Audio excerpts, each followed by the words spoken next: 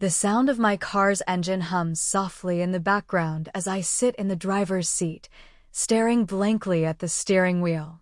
The sun has already begun to set, casting a golden light over the empty parking lot where I now find myself. Graduation day. The one day I had been anticipating for years. Yet, as I sit here alone, with no place to go and no one to share the moment with, it feels like the most anticlimactic event of my life. My name is Emma, and today, I realized something I hadn't fully grasped before. Graduation didn't mean a new beginning. It meant a terrifying ending. The end of my time at university, the end of being surrounded by friends and a support system.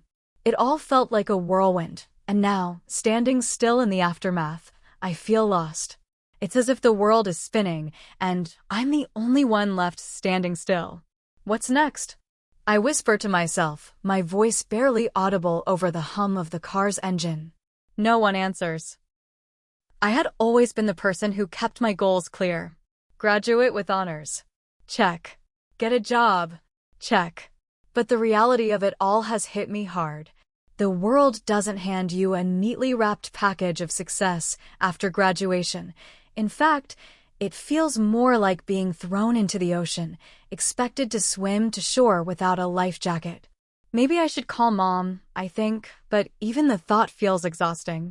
She's been so proud of me, of everything I've accomplished, but I can't bring myself to tell her that I feel like I'm drowning in uncertainty. She'll just remind me how lucky I am, how so many people would love to be in my shoes. I let out a sigh and look out the window. The parking lot is eerily quiet, with only a few cars scattered across the space. I feel so small in this vast emptiness. The world feels both too big and too small at the same time. This was supposed to be the start of something new, right? But right now, all I can think about is how I feel like I've already missed the boat. I glance at my phone, hoping for some distraction. Maybe a message from one of my friends. But there's nothing. Just notifications from social media reminding me of everyone else's celebrations, their family gatherings, their new beginnings. Everyone else seems to have it figured out. I look back at the screen, my reflection staring back at me like a stranger. Who am I now? Suddenly, a knock on my window jolts me from my thoughts. Startled, I turn my head sharply, my heart racing. Standing outside the car is a guy I don't recognize. He's tall, with messy brown hair, wearing a faded leather jacket that looks like it's seen better days. He's leaning slightly toward the window, his hands in his pockets, and there's a half smile on his face, as if he's expecting something from me. "Are you okay?" he asks, his voice laced with a concern that catches me off guard. "You've been sitting here for a while. Everything all right?" I blink, my mind struggling to process the unexpected encounter. Who is this guy? I glance around the parking lot, but there's no one else around. It's just the two of us. For a moment, I wonder if this is some kind of prank. Maybe he's just messing with me.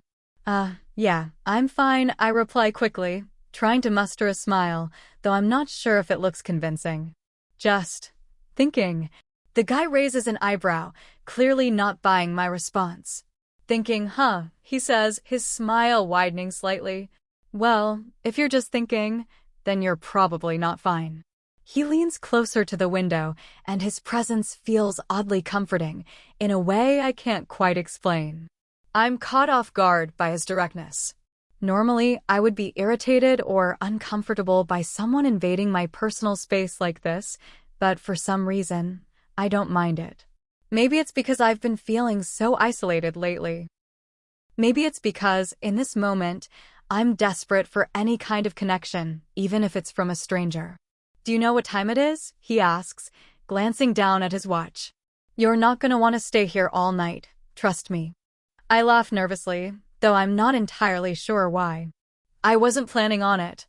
"Good," he replies, straightening up and taking a step back. "You don't want to get stuck in the headspace of the what now phase for too long." His voice is casual, but there's an underlying tone of understanding. "Trust me. I know the feeling. Feels like you're just floating with no real direction." I stare at him, stunned. This guy seems to get it. He's speaking my language, Words I never expected to hear from someone who's basically a stranger. I swallow hard, trying to hide the sudden surge of emotion that bubbles up in my chest. He must have sensed the shift in my expression because he continues, his voice softer now. You just graduated, right? I get it. It's overwhelming. The expectations, the pressure, everyone else seems to know exactly what's next. But you don't have to have it all figured out right now. For a brief moment, I just sit there, staring at him. My thoughts are racing. The idea that someone could understand what I'm going through, someone who doesn't even know me, is comforting in an odd way. Maybe this is what I needed. Maybe this strange encounter is the turning point I never saw coming. What are you doing here? I ask, finally breaking the silence. My voice is shaky, but I can't seem to help it. I'm overwhelmed, confused, but there's also something about this guy that makes me want to open up, to share my frustrations and fears. The guy shrugs, his smile fading into something more serious. Same thing as you, I guess. Trying to figure out where I'm going next. He pauses, then looks down at his feet, almost as if he's weighing something in his mind. But maybe I can help you figure it out. Maybe not now, but soon. I feel my heart skip a beat. What is this?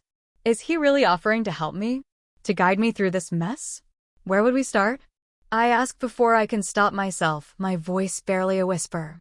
He steps back, glancing at the horizon where the sun is dipping lower. That's the million-dollar question, isn't it?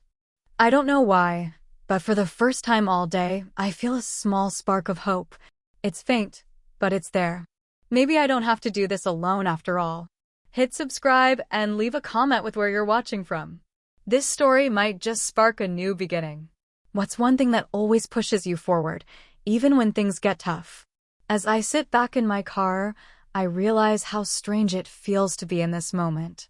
For as long as I can remember, I've always been the one with a plan. I've always had a goal to reach, a destination to arrive at. But now, with the diploma in my hand and the world seemingly at my feet, I don't know where to go. It's like I've been handed the map to life, only to find that the road ahead is completely blank. I didn't come from a small town where everyone knows your name or your story. I grew up in the city, surrounded by thousands of people, yet always feeling alone. I'm not saying my family didn't love me, but sometimes love feels distant when it's wrapped up in expectations. My mom always told me that I could be anything I wanted to be, as long as I worked hard for it. And I did. I worked hard in school, and I did what I had to do to get into a good college. But there was always this nagging feeling that no matter how much I accomplished, it was never going to be enough. The pressure was always there, hovering over me. And it wasn't just from my mom. It was from everyone. Teachers, friends, even strangers who gave me that look, the "you're going places" look, but they never asked what I really wanted to do, what would truly make me happy. In high school, I was the girl who always had her homework done before anyone else. I was the one who organized study sessions, the one who led the debates in class, the one who everyone knew would succeed. But after a while, success started to feel empty. There was always this need to achieve more, but it never brought me any closer to understanding who I actually was. I did well in college, 2 straight A's, top of my class. My professors loved me. My peers respected me. But the further I got into my degree, the more I started to question everything. I chose a major in business because it seemed practical, because it was what everyone expected me to do. But every lecture, every assignment, felt like it was leading me further away from the person I thought I wanted to be. And then there was Lily, my best friend since freshman year. We did everything together: study sessions, coffee runs, late-night talks about life and love. She was the one person who always seemed to have everything figured out. She had a boyfriend who adored her, a career path she was passionate about, and a group of friends who supported her every move. But lately, things had felt off between us. The more I grew uncertain about my future, the more Lily seemed to have it all together. Our conversations shifted from being filled with shared dreams to her talking about her plans after graduation while I sat there, nodding, trying not to look like I was crumbling inside. I couldn't tell her that I felt like I was sinking. How could I? She was so sure of herself, so confident in where she was headed. It made me feel small, like I didn't belong in the same room as her anymore. The tension between us came to a head a few weeks ago. We had a fight about our post-graduation plans, or rather, my lack of them. I had mentioned that I didn't know what I was doing next, that I was thinking about taking a gap year to travel or work at a coffee shop to figure things out. She didn't get it. She told me that I was wasting time, that I needed to grow up and get serious about my future. You can't just drift through life like this, Emma, she had said, her voice sharp. You need a plan. Everyone else has one. Why don't you? I don't think she realized how much those words cut. I wanted to tell her that I wasn't just drifting, I was lost. But I couldn't find the words. Instead, I just nodded, smiled awkwardly, and watched as she walked away. Since then, we've barely spoken. It's like the space between us grew bigger, not because we were physically apart, but because our lives were no longer aligned. I've been avoiding her calls, not because I don't care, but because every conversation with her feels like a reminder of everything I haven't figured out. And now here I am, sitting alone in my car on graduation day, wondering what to do next, wondering if I'll ever get it right.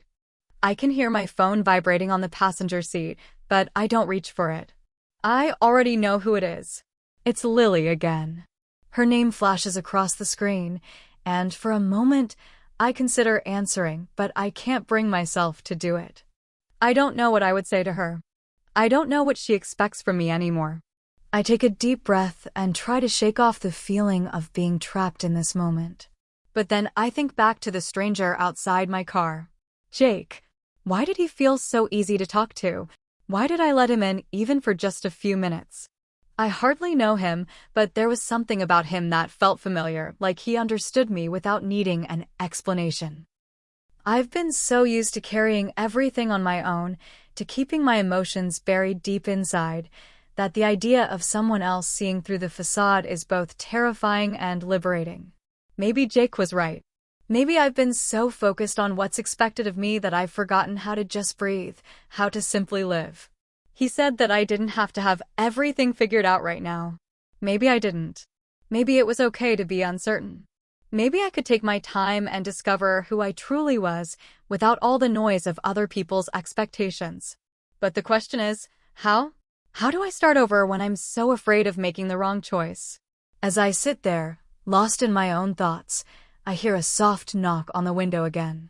I freeze, momentarily startled, but when I glance over, I see Jake standing there, smiling at me again, as if he's been waiting for me to come to some kind of realization. I'm serious, you know, he says, his voice light but sincere. You don't have to do this alone. I feel a lump form in my throat. He doesn't know me, but somehow he's the first person who's ever said those words and meant them. I nod slowly. Thanks, I whisper, almost to myself, not quite believing that I'm opening up to a stranger. But for some reason, it feels right. It feels like a first step toward something bigger than just getting through the day. Jake's smile widens, and he steps back from the window. No problem. Just think about it, all right? Sometimes all it takes is one moment, one person, to change everything. I watch him walk away, his figure growing smaller as he disappears into the distance. And, for the first time today, I feel something other than fear. I feel a flicker of hope. I sit in my car for a long while after Jake leaves, still trying to process everything he said. His words are echoing in my mind, like a quiet hum that refuses to go away. You don't have to do this alone. It's the second time he said that, but it feels different this time. There's something about his presence, something real, raw, and unspoken, that makes me wonder if maybe I've been living in the wrong frame of mind all these years. I glance at my phone again. It's been several hours since I graduated, but the messages from friends and family are still pouring in. Congratulations, they all say, you did it. But every single message makes me feel emptier. It's like they're congratulating someone else. Someone who knows what comes next. Someone who isn't standing on the precipice of their life with no clear path forward. I read through a few more messages, but I can't bring myself to respond. I don't want to lie and tell them everything is fine when it's not. I don't want to pretend like I have it all figured out when I feel more lost than ever. So, I leave the messages unanswered and look back at the space where Jake was standing just a few moments ago. The parking lot is still empty, but I can't shake the feeling that his words have left something behind, something I'm not sure how to deal with yet. I think back to that first conversation with him. It was so unexpected, so strange. Normally, I would have told a stranger to mind their own business, to leave me alone. But with Jake, it was different. There was a sense of warmth in his voice, a reassurance that I hadn't known I needed. I don't even know why he came over to my car in the first place. Was he just being polite? Or did he see something in me that I didn't see in myself? For the first time in a long while, I wonder if maybe I'm not as alone as I thought. The thing is, I've always been the strong one. The one people lean on. The one who has it together, who doesn't need help. My mom, my professors, even my friends, everyone saw me as the successful one. But it was all a facade. I was never really sure of what I wanted, never truly comfortable with my own life choices. I've been living in this box, ticking off boxes and doing everything the right way, but it feels like I'm suffocating. The moment I graduated, the box shattered, and I'm left standing in the middle of the debris, unsure of where to go next. The feeling of drifting, of not having a clear direction, has been weighing on me for weeks now, but I haven't let anyone see it. Not even Lily, my best friend. She's always been so sure of herself. She's off to her dream job, living the life I thought I wanted. The life everyone expected me to want. But I can't bring myself to tell her that I'm not sure this is the life I want. It's the life I've been told to want, the life that looks good on paper, but it's not the life that feels right for me. And here I am, stuck in this limbo, torn between the life I've been living and the possibility of something different. I let out a deep breath and finally put the car in drive, pulling out of the parking lot. I don't have a destination in mind, but it feels like I need to move. Maybe if I just keep going, the road will open up before me. Maybe it's time to stop waiting for answers and start looking for them. Maybe I need to stop relying on everyone else's expectations and start listening to myself.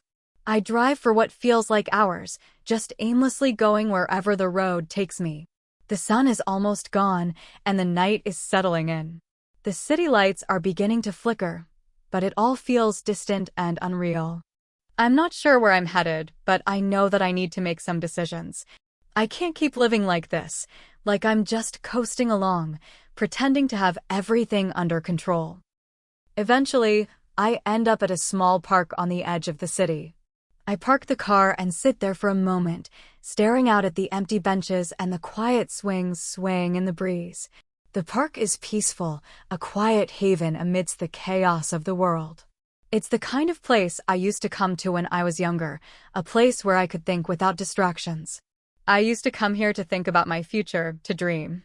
But now, sitting here alone, it feels like all those dreams are just out of reach. I get out of the car and walk toward the swings, feeling the cool night air brush against my skin. I sit down on one of the swings, pushing myself back and forth slowly, my mind racing with all the things I don't know. The world is full of possibilities, isn't it? Everyone keeps telling me that. You can do anything you want. But no one tells you how terrifying that is. How paralyzing it is to have every possibility open to you, yet still feel like you're standing in the dark, unsure of which way to turn. I push harder on the swing, the motion becoming more rhythmic, more automatic. My thoughts are still jumbled, but it feels good to be moving, to be doing something instead of just sitting and waiting for answers. As I swing back and forth, I hear a soft rustling behind me. I turn around, half expecting it to be someone else from the park, but instead, I see a familiar face, Jake. He's standing a few feet away, watching me with that same easy smile, the one that somehow makes me feel like I'm not alone in this world. You look like you're deep in thought, he says casually, taking a few steps closer. Care to share what's going on up there? I laugh softly, the sound feeling foreign to me after a long day of silence. Not sure I even know myself, I admit. Jake steps closer and leans against one of the nearby trees, his hands in his pockets. I know the feeling, he says, his voice quieter now. Sometimes, the hardest part is just figuring out what we really want. The world's full of options, but it's easy to get lost in the noise. His words hit me in a way I wasn't expecting. It's like he's reading my mind. It's like he knows exactly what I'm going through. He doesn't push me to explain myself, though. Instead, he just stands there, waiting patiently, as if he understands that I need time to figure it all out. I guess I just don't know where to start, I say, my voice barely above a whisper. Jake smiles again, but it's not the carefree grin from earlier. It's more thoughtful now, as if he's been where I am. Start with what makes you feel alive, he suggests. Start with what makes you feel like you're actually living, not just going through the motions. I stare at him for a moment, feeling a shift inside me. It's a small shift, but it's there. Maybe he's right. Maybe I've been so focused on doing what's expected of me that I've forgotten what it feels like to truly live. To truly be myself. The swing slows down, and I stop, feeling a sense of calm wash over me for the first time today. Maybe I don't have all the answers. Maybe I never will. But for the first time in a long while, I'm okay with that. And for the first time in a long while, I feel like I'm on the right path. Thanks, I say, meeting Jake's gaze. I think I needed to hear that. He gives me a nod, and his smile returns. No problem. Just don't forget, you're not alone. You don't have to have it all figured out right now. Take it one step at a time. The following days blur together in a haze of uncertainty, but something inside me shifts. It's like a tiny flicker of hope has been sparked in the darkness, and for the first time, I'm not so scared of what comes next. Jake's words keep replaying in my mind, like a mantra. Start with what makes you feel alive. What makes me feel alive? That's the question I've been asking myself over and over again, each time the world feels too big and overwhelming. What does it even mean to feel alive? I've been so consumed by trying to meet expectations that I've forgotten what it feels like to simply be. To exist without the pressure of needing to achieve something, anything. The city around me feels like it's moving at lightning speed, while I'm stuck in slow motion. It's as if everyone else knows where they're going, while I'm still trying to figure out which direction to take. But instead of panic, I feel a strange kind of peace, like I'm allowing myself the space to breathe, to simply exist in this moment of uncertainty. Maybe that's the first step. Maybe that's what Jake meant. Stop rushing to have it all figured out and start embracing the chaos of the unknown. I've been avoiding Lily's calls since that argument a few weeks ago. Part of me feels guilty for not reaching out to her, but another part of me feels like I'm not ready to explain myself just yet. I don't want to admit to her, or anyone, that I'm lost. That the perfect life I've been trying to build is nothing like I imagined it would be. But then, as if the universe is trying to tell me something, Lily texts me one afternoon. Hey, can we talk? I miss you. The message sits on my phone screen, blinking at me. Part of me wants to ignore it, to let the distance grow between us, but another part of me feels like it's time to face the music. It's time to be honest with her. I take a deep breath and type a response. Okay, let's talk. When? Her reply comes quickly. How about tonight? I'll come by your place around 7. I hesitate for a moment, then hit send. I've been avoiding her for so long, and now it's time to stop running. When 7 p.m. rolls around, I'm pacing back and forth in my apartment, trying to calm my nerves. I don't even know what I'm going to say. How do I explain everything that's been going on in my head? How do I admit that I don't have the answers, that I don't have a plan, that I'm not who everyone thought I was? There's a knock on the door, and my heart skips a beat. It's Lily. She's here. I open the door, and she stands there, a little hesitantly, holding a small bag in her hand. She looks at me, her expression softening when she sees the tension in my face.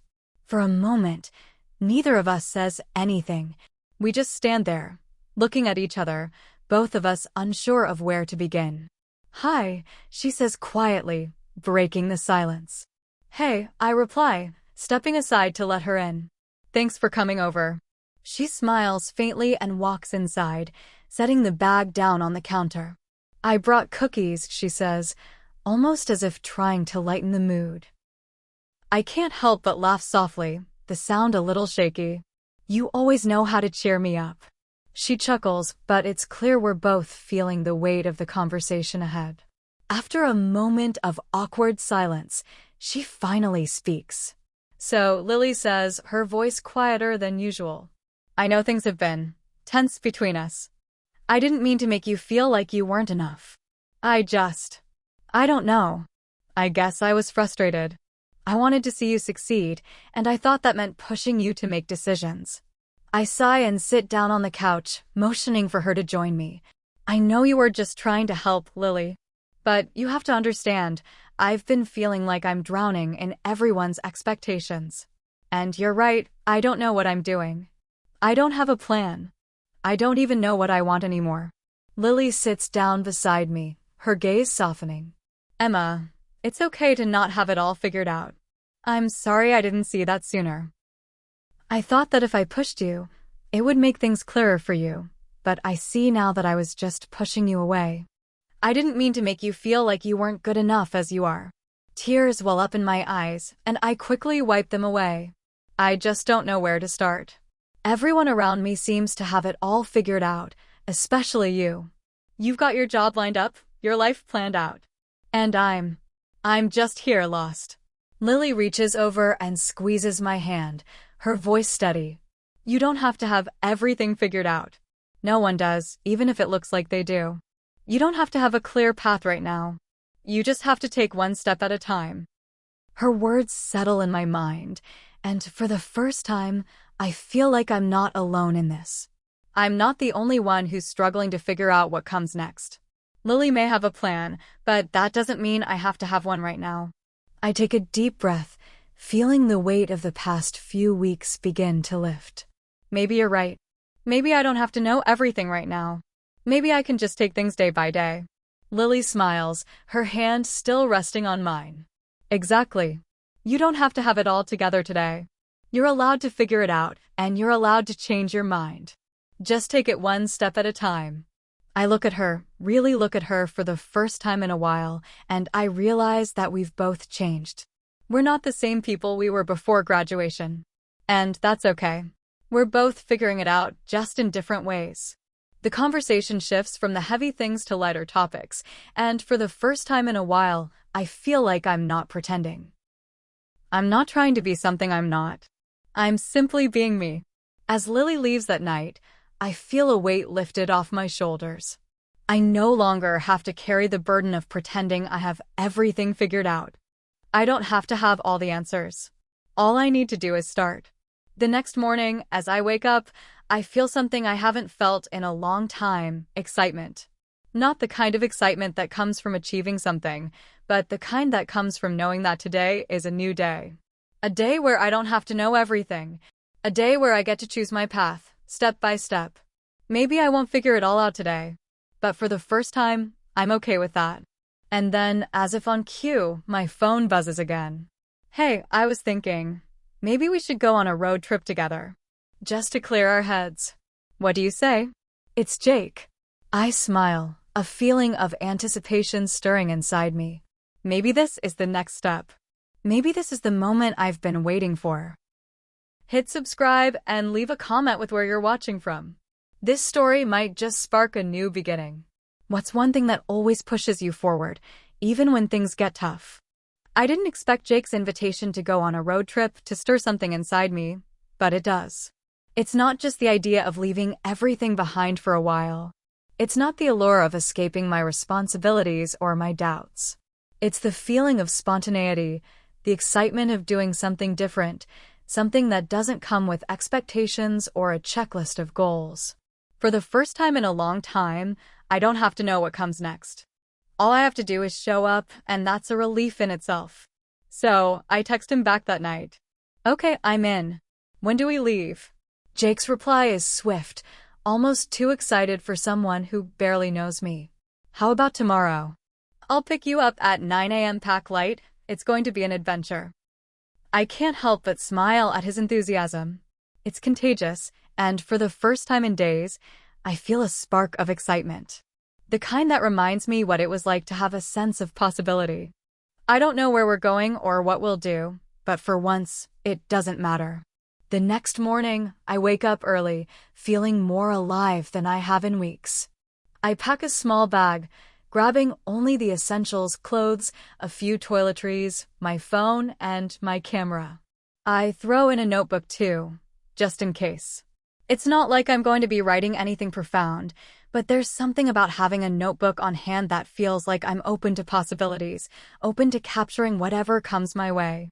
At 9 a.m., I hear a honk outside my apartment. I rush to the window, and there's Jake, leaning against his car, grinning like he's on top of the world. I grab my bag and head out, feeling a mix of nerves and excitement. I haven't done something this spontaneous in so long. It feels like I'm stepping into a completely different world, one where I don't have to have everything planned out. I climb into the passenger seat, and Jake looks at me with a big smile. You ready for an adventure? I nod, a little breathless from the mix of emotions swirling inside me. Let's do it. Jake pulls out of the parking lot, and we drive in comfortable silence for a few miles. The sun is shining, the air is warm, and I can already feel the tension from the past few weeks melting away. There's something freeing about not having a set destination, about not knowing exactly where you're going. It's like the world is wide open, and for the first time in a while, I'm letting myself believe that anything is possible. So, I say after a few minutes of driving, what's the plan? Jake glances over at me with a grin. The plan? The plan is to go wherever the road takes us. We're not in a rush. We'll stop when we want to, stay as long as we want. It's all about being present, not worrying about the future. I nod slowly, absorbing his words. It feels strange but good, this idea of simply living in the moment without trying to figure everything out. No pressure, no expectations, just a journey. Sounds perfect, I say, leaning back in my seat. As the miles pass, I begin to feel lighter. Jake drives steadily, his music playing softly in the background. We talk here and there, but it's not forced. It's easy, simple. We talk about random things: childhood memories, silly stories, our favorite places. The kind of small talk that feels comfortable, like we've known each other for years instead of just a few days. By midday, we stop at a small diner off the side of the highway. The sign is old and faded, and the building itself is nothing special, but there's something charming about it.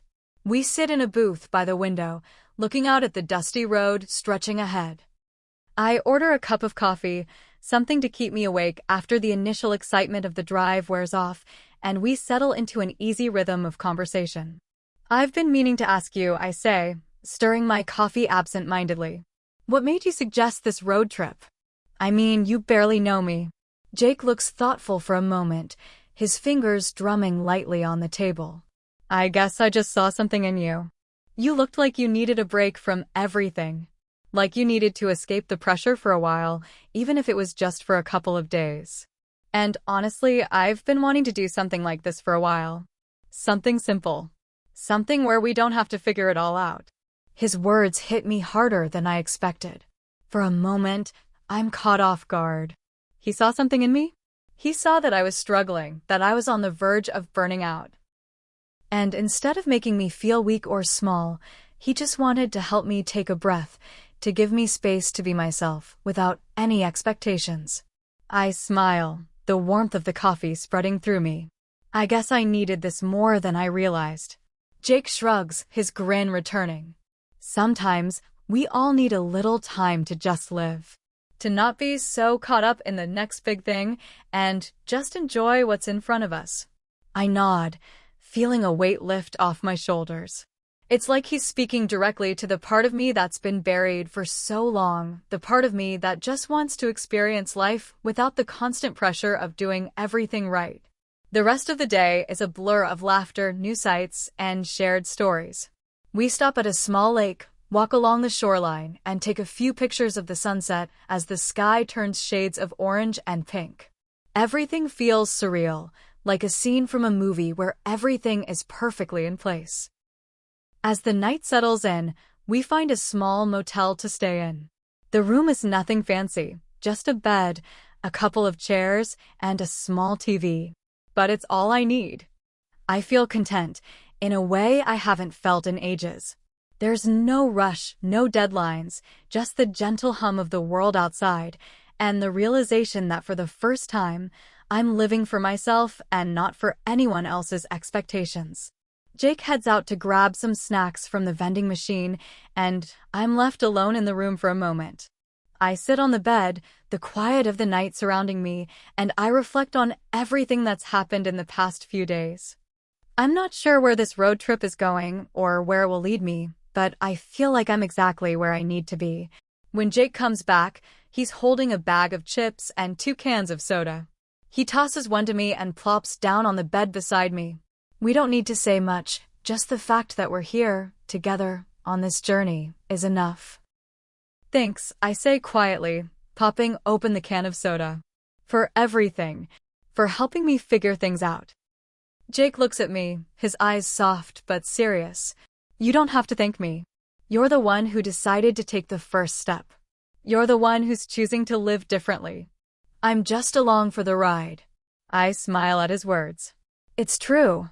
I'm the one who chose this path, and I'm starting to realize that this is the life I'm meant to live, one step at a time, without rushing, without fear.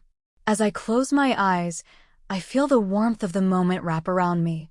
For the first time in a long time, I feel at peace. The road stretches out before us like a ribbon of possibility, the asphalt winding through rolling hills and dense forests. We've been driving for hours, and yet it feels like we've just started.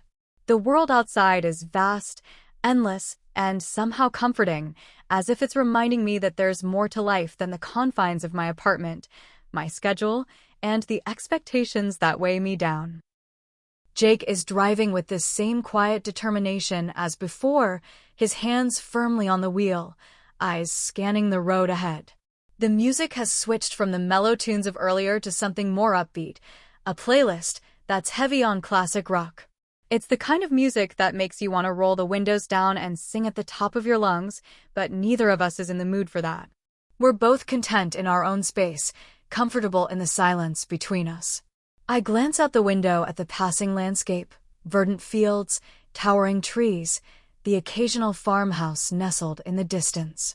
It's peaceful, almost idyllic, and for the first time in a long while, I feel like I'm exactly where I need to be. Not because I have it all figured out, but because I'm giving myself permission to just be here. I pull out my phone and snap a few photos of the scenery, some pictures of the trees, the hills, the clear blue sky. There's something calming about documenting it, even if it's just for me. I've always been someone who tries to capture moments, trying to hold on to fleeting feelings and memories, but today it feels different. These photos are just for me. No one else has to see them. They're a record of this journey, this moment where I'm learning to breathe again. After a while, Jake breaks the silence. So he begins, his voice casual, but there's a hint of curiosity in it. Tell me something I don't know about you. I turn toward him, surprised by the question. I've barely known Jake for more than a few days, and here he is, asking me to open up. It feels oddly vulnerable, but in a good way. I don't know, I answer slowly, feeling a little self-conscious. I've been kind of closed off lately. It's hard for me to talk about stuff, especially with people I don't know that well. Jake glances at me, his expression thoughtful. I get it. I think we're all a little closed off in our own ways. But sometimes, you have to let the walls come down, even if it's just for a minute. I nod, the weight of his words sinking in. He's right. I've spent so much time protecting myself, guarding my emotions, that I've forgotten how to let people in. How to just be vulnerable. But maybe it's time to change that. Maybe this road trip is the opportunity one need to finally let go of the walls I've built around myself. I guess I've always been afraid of not living up to expectations, I say quietly. I've spent most of my life trying to be the perfect student, the perfect daughter, the perfect friend. But I'm tired, Jake. Tired of trying to be something I'm not. And I don't know how to stop. Jake nods, as if he understands exactly what I'm saying. It's hard, isn't it? Living up to everyone else's expectations.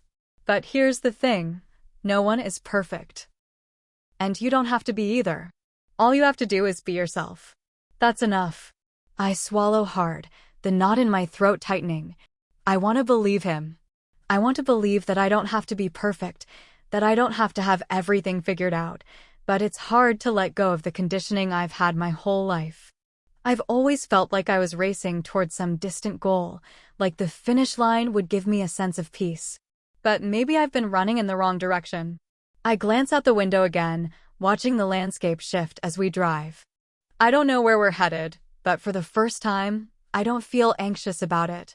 I'm not trying to control every detail, to predict what's going to happen next. I'm simply allowing myself to go with the flow, to trust that I'm on the right path, even if I don't know exactly where it leads. We stop for gas a little while later, and I stretch my legs, feeling the ache in my muscles from sitting in the car for so long. As Jake fills up the tank, I walk around the small gas station, looking for something to distract myself from the swirling thoughts in my mind. There's a little convenience store attached to the gas station, and I wander inside. The shelves are stocked with snacks, magazines, and the occasional novelty item. I browse absent-mindedly, picking up a bottle of water and a bag of pretzels. When I turn around to head back to the car, I'm startled to see Jake standing at the counter, his hand resting on a plastic jar of candy. "Want some?" he asks, holding out the jar. I laugh softly, feeling the lightness of the moment. "Sure, why not?" He grabs a handful of candy and hands me a piece. It's a small thing, but in this moment, it feels like a reminder that sometimes the best parts of life are the simplest. No pressure, no expectations. Just two people, sharing a small but genuine moment. We finish our snacks and hit the road again, and this time, the silence feels different. It's not uncomfortable. It's not heavy with unsaid words. It's just peaceful. As the sun begins to set, we find ourselves on a quiet country road, surrounded by nothing but fields and the fading light of the day. The sky is painted with hues of orange, pink, and purple, a stunning backdrop to the moment. For a long while, neither of us says anything. We're both content in the stillness, in the beauty of the world around us.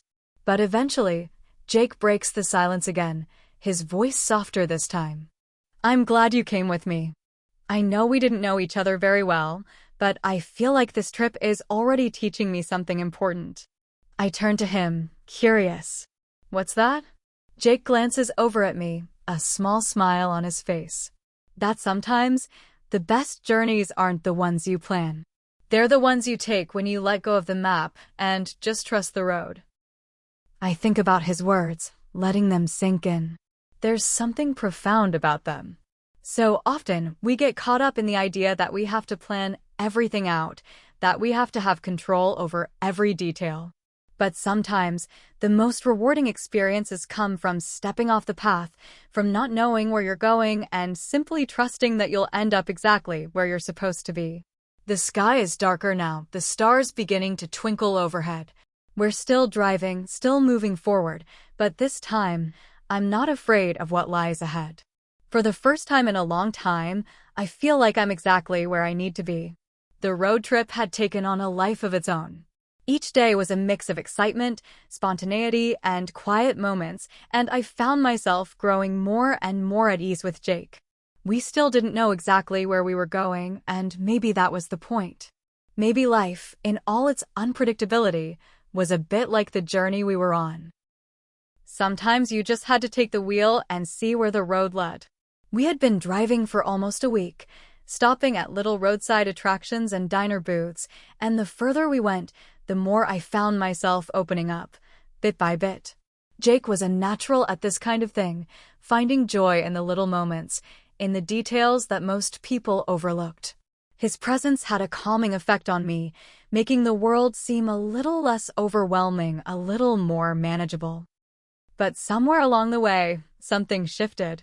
It was subtle at first, like a storm building on the horizon, unseen but undeniably there.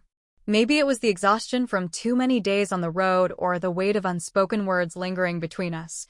Or maybe it was the unease that had been creeping into my chest ever since we left that small-town diner 3 days ago.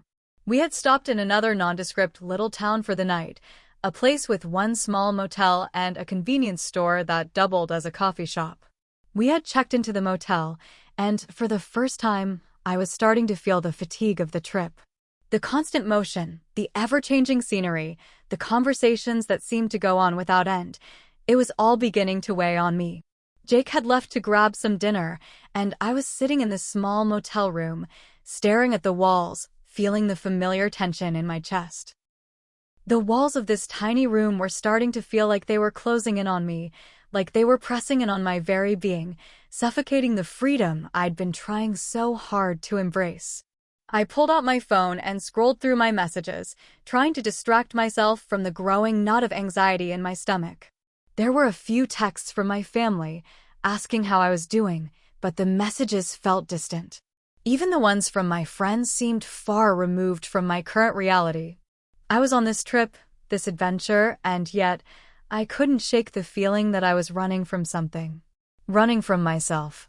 When Jake returned later with food, I wasn't ready to face him. I wasn't ready to face the questions that seemed to hang between us like an invisible thread. We'd been getting along so well, but deep down, I couldn't shake the thought, was I just using this trip as an escape? And if so, from what? Hey, Jake called as he walked into the room, setting a bag of takeout on the small table. His smile faltered as he looked at me. Everything okay? I forced a smile, trying to brush off the unease that was swirling inside me. Yeah, just tired. It's been a long day. He raised an eyebrow, clearly unconvinced. You sure? I nodded, more to myself than to him. Yeah, I'm fine.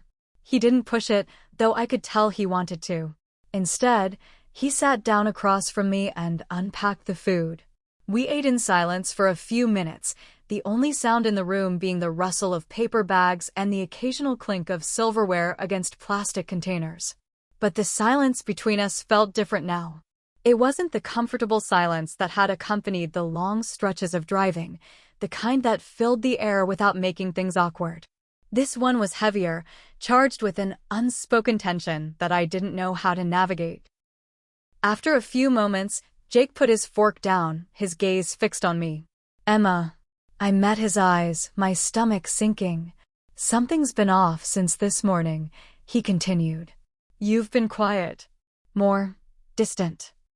I didn't know how to respond. How could I explain the whirlwind of emotions that had taken over me?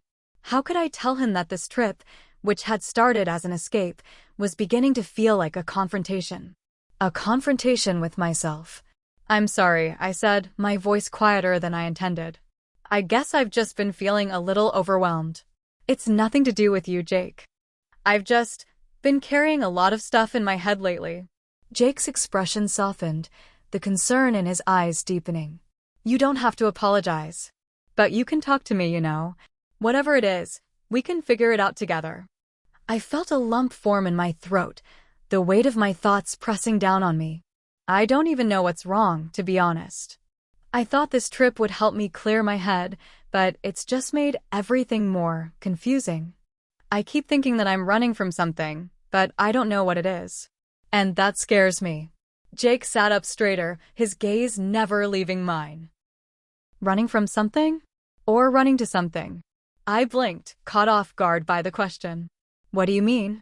He shrugged, a small, thoughtful smile tugging at the corner of his lips. Sometimes we run because we're afraid of what's behind us, but sometimes we run because we don't know what's ahead of us. Either way, it's about finding peace, right? Maybe you're running toward something. Maybe you're just trying to figure out what that is. His words hit me harder than I expected. I didn't know if I was running towards something or away from something, but the more I thought about it, the more I realized that it wasn't about the destination. It wasn't about having all the answers or knowing exactly where I was headed. It was about the journey itself, the moments in between, the steps forward, even if I couldn't see where they led. I don't have the answers yet, I admitted, my voice breaking slightly. But I think I'm starting to realize that maybe it's okay not to have them.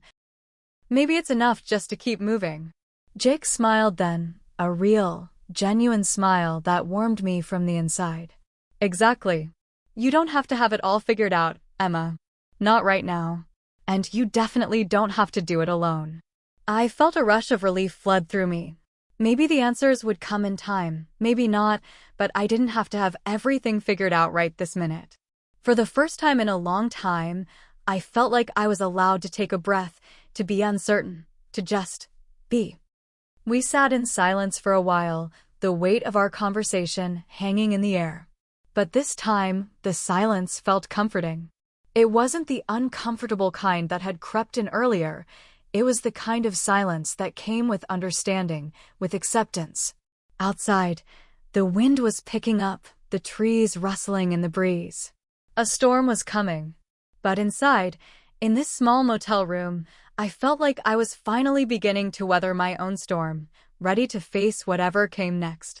The storm arrived sooner than I expected. It wasn't the kind of storm that rattled windows or shook the foundations of the buildings, but it had a quiet power to it. It came softly at first, the wind picking up, the sky darkening, the air heavy with the promise of rain. We had only just settled in for the night, the world outside swirling with anticipation. Jake had taken the initiative to go out for some last-minute supplies, leaving me alone in the room. As the minutes ticked by, I found myself staring out the window, watching the first drops of rain patter against the glass. The motel was nestled on the edge of a small, sleepy town, and the rain gave it an almost surreal feel, like the world was being washed clean. I had come to appreciate the moments of solitude in this trip, the time to reflect, to think. But tonight, the silence felt heavy. There was a restlessness inside me, a feeling that something was on the verge of happening, something big. Maybe it was the storm outside, or maybe it was the storm inside me. The phone on the nightstand buzzed, pulling me from my thoughts. I glanced at it, half expecting it to be a message from my family, but it was a text from Olivia. She had been texting me regularly since the trip started, sending updates about her life, asking how things were going. We'd grown closer in the years since college, and her support always meant a lot to me. Everything okay? The message read. I know you've been a little quiet lately. Just want to make sure you're doing all right. I hesitated before responding. I wasn't sure what I was supposed to say. That I was fine? That I was having the time of my life? Or that I was feeling more lost than I had ever felt before. Instead, I typed, I don't know. I think I'm just trying to figure things out. I don't know where I'm going, Olivia. I don't even know what I'm supposed to be doing. I paused before sending the message, knowing it would only open the floodgates to a deeper conversation.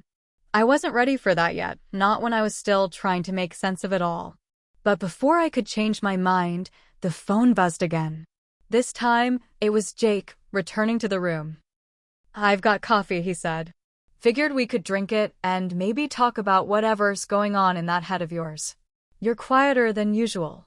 The invitation was kind, and I appreciated it. Still, the storm inside me wasn't ready to break. I closed my phone and slid it into the pocket of my jeans, standing up from the bed as Jake entered, carrying 2 steaming cups of coffee. The aroma filled the room, sharp and warm. There was something comforting about it, something grounding. I accepted the cup, our fingers brushing briefly, and we sat down in the small chairs by the window, overlooking the now thick rainstorm outside. I've been thinking a lot, I started, not entirely sure how to begin.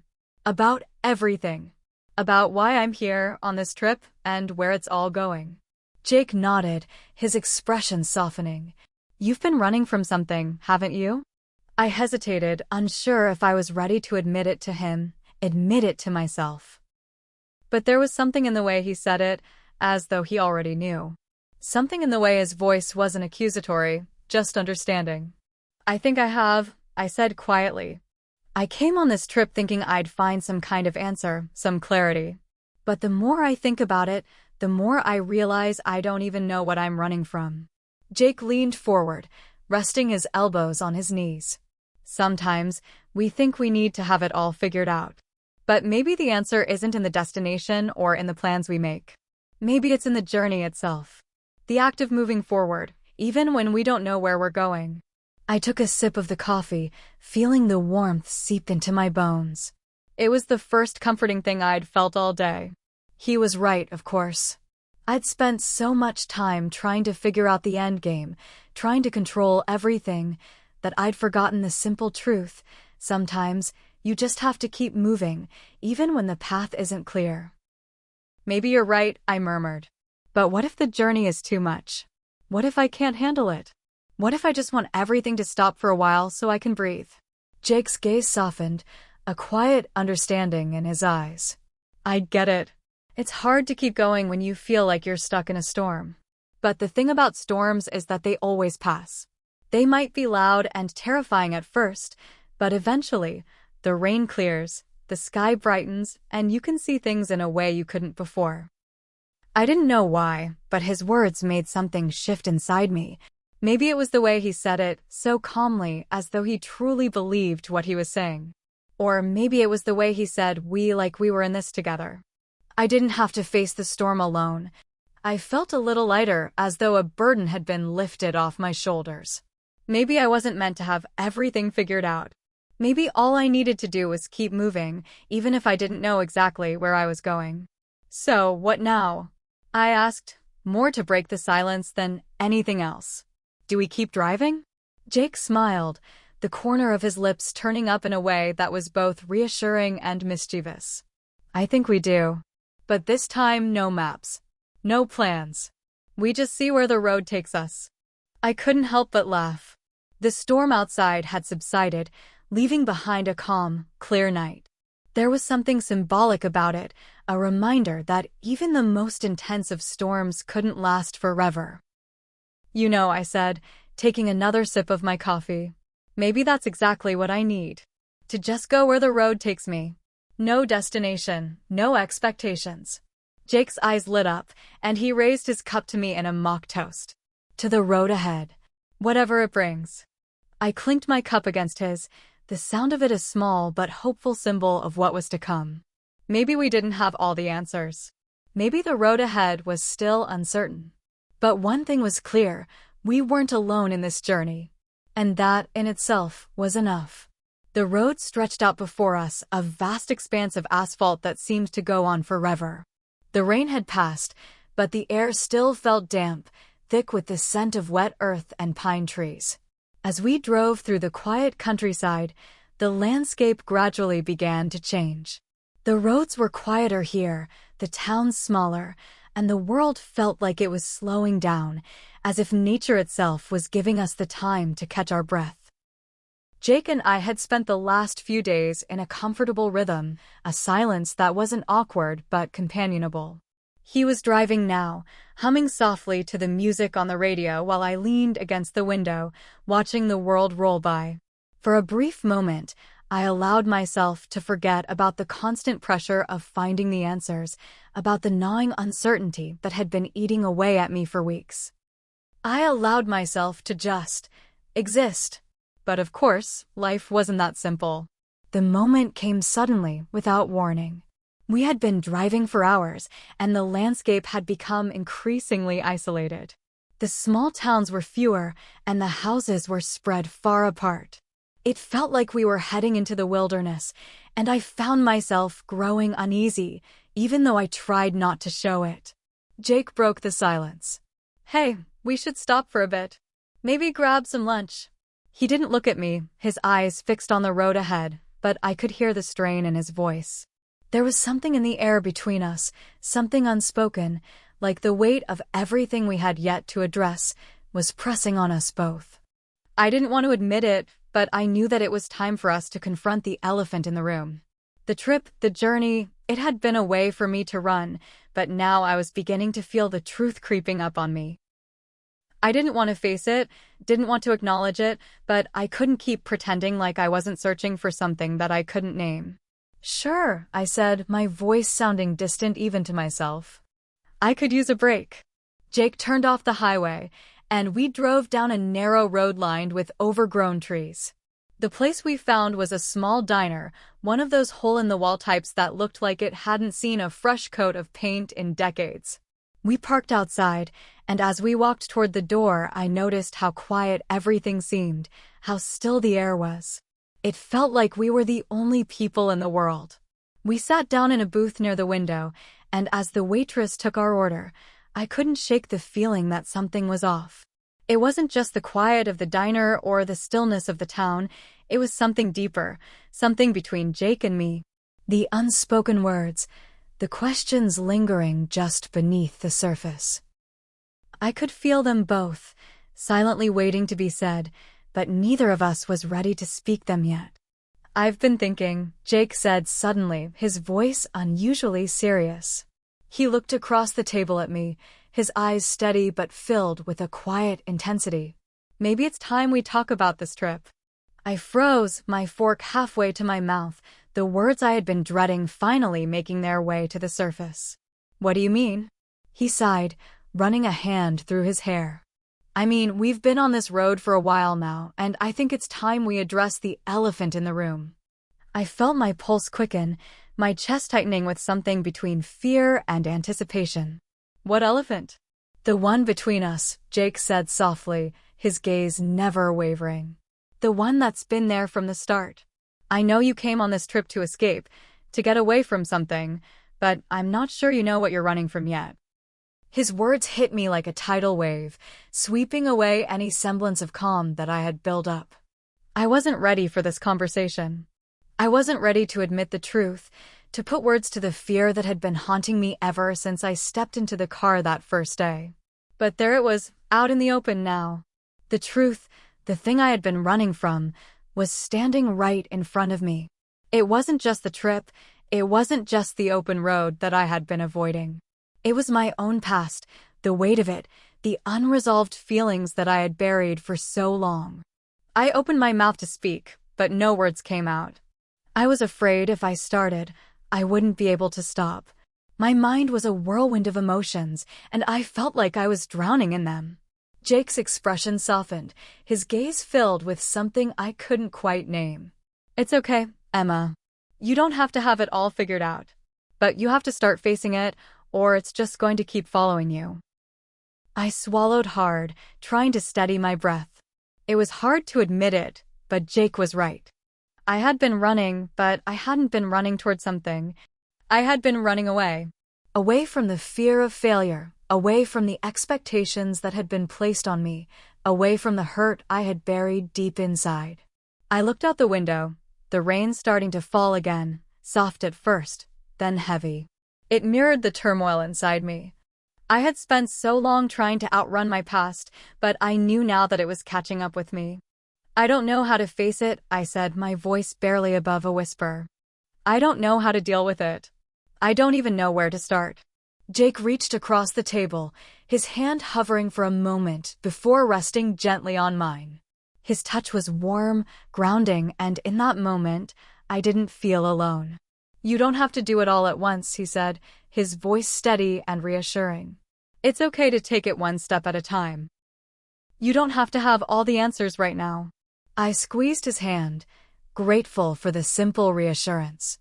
I didn't know where the road ahead would take me, and I didn't have all the answers. But for the first time in a long time, I felt like I was ready to face whatever came next. Not alone, but with someone by my side, ready to take that next step with me, no matter how uncertain the future felt. The waitress returned with our food, and we ate in silence, the weight of our conversation still lingering in the air between us. But now it didn't feel like a burden. It felt like the first step toward something new, something uncertain, but hopeful. As we finished our meal, I knew the storm inside me hadn't passed completely. But for the first time, I felt like I could weather it. And maybe, just maybe, I wasn't running away anymore. Maybe I was finally ready to face the storm head-on. We left the diner as the rain continued to fall, but it wasn't the kind of rain that felt oppressive anymore. It was gentle, a soft hum that almost felt like nature was sighing with relief. There was no tension in the air anymore, just a quiet sense of understanding between Jake and me. The conversation we'd had was still fresh, lingering in my mind. It felt like the first true connection we'd had on this trip, a moment where we both opened up and revealed parts of ourselves that had been hidden beneath layers of uncertainty. I could feel the road ahead, stretching out before us like an invitation. But even though things felt lighter, I knew the journey wasn't over. In fact, it felt like we were about to approach something important, something that I couldn't quite define yet, but felt like it was coming closer with every mile we drove. As we cruised down the highway, Jake's hands on the wheel steady and sure, I found myself thinking about the past. The more I reflected, the more I realized that the pieces of my life I'd been trying to avoid weren't going to disappear. And maybe it wasn't about running from them anymore. Maybe it was time to face them, really face them. The silence between us wasn't uncomfortable. It was the kind of quiet where words weren't needed, where the only sound was the soft hum of the tires against the wet road. But as we passed a large truck and the shadow of an old sign came into view, something inside me stirred. We were coming up on a familiar place, a place I hadn't even realized I was heading toward until now. "Jake," I started, my voice breaking through the stillness, "there's something I need to tell you. Something I've been keeping to myself for a long time." Jake glanced over at me, his face unreadable but his expression open. "What is it?" I swallowed hard, the words coming out heavier than I'd expected. "I don't know if I've ever told you this, but I used to live here. Not here, exactly, but close by. This whole area, it's where I grew up." He glanced at me, then back at the road. "You never mentioned that before." I never really wanted to. I left when I was 18, right after high school. It wasn't a place I wanted to look back on. The weight of my confession hung in the air for a moment, but Jake didn't press. He simply nodded. "It's okay. You don't have to talk about it if you don't want to." But I could feel the truth inside me pushing, wanting to be set free. The familiar road signs, the small towns passing by, it all felt like a pull I couldn't ignore. I wasn't sure if I was ready, but I knew now that I had to say it. I had to face the past if I wanted to move forward. "I've been avoiding it," I continued, my voice quieter now, almost as if I were speaking to myself. "When I left, it wasn't just about leaving the town. It was about leaving everything and everyone that was part of my life. My family, my old friends, there's a reason I wanted to forget all of that. It was easier to run than to face what happened."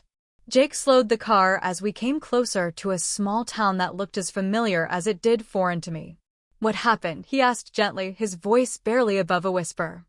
I felt my stomach tighten, the lump in my throat growing. The memories were coming faster now, rushing at me like a flood, and I was struggling to keep them at bay. But I knew I couldn't run anymore. It was time to let the truth out. "I had a family," I began, my eyes focusing on the passing scenery as if it would help me keep my composure. "I mean, I still have one, but it's complicated. My mom and dad, they weren't exactly what I needed them to be. There was always tension in the house, always fighting. I remember being a little kid and just wanting to get away from it. It wasn't normal. It wasn't healthy." I paused, letting the silence stretch between us. Jake was listening intently, his hands still on the wheel, his eyes focused ahead. He wasn't pushing, just letting me speak. "And then there was everything with my brother," I continued, my voice thickening as I spoke his name. "I don't even know how to explain it. It's like we were always in competition with each other. Like everything I did was never enough, never good enough for anyone. And the more I tried to prove myself, the further I felt from them. From anyone." Jake's gaze flickered briefly toward me before returning to the road. "It sounds like you felt really alone." I nodded, feeling the sting of tears well up behind my eyes. I was. I didn't realize it at the time, but looking back, I was. I thought leaving would fix everything, but it didn't. It just made it worse. And then, when I left everything behind. My family, my friends, everything. Jake didn't say anything for a while, but when he finally spoke, his voice was steady. You didn't have to do it alone, Emma. And you don't have to carry that weight by yourself anymore. I couldn't look at him then. The emotions were coming too fast, and I wasn't ready to let them all out. But his words, simple as they were, struck a chord deep within me. I don't know how to fix it, I said, the rawness of my voice startling even me. I don't know how to go back and make things right. I don't even know if I can. Jake glanced at me, his expression softening. Maybe it's not about fixing it. Maybe it's about understanding that you don't have to be perfect. That no one is. And that you're allowed to carry the weight of your past with you, but it doesn't have to define you. I stared out of the window, trying to steady my breath. The familiar town was now in full view, and I could see the old school, the park, the place where I had spent countless afternoons avoiding the reality of my life. We're almost there, Jake said softly, his voice breaking through my spiraling thoughts. If you're not ready to go back, we don't have to. We can keep driving. I looked at him, his face earnest, his offer so kind and so patient. And for the first time, I felt like I had a choice. I think I'm ready, I said, my voice barely above a whisper. I think I'm ready to face it. The car slowed as we entered the small town, and my heart beat faster. It wasn't just the town I was about to face, it was everything. The people, the memories, the parts of myself I had buried for so long.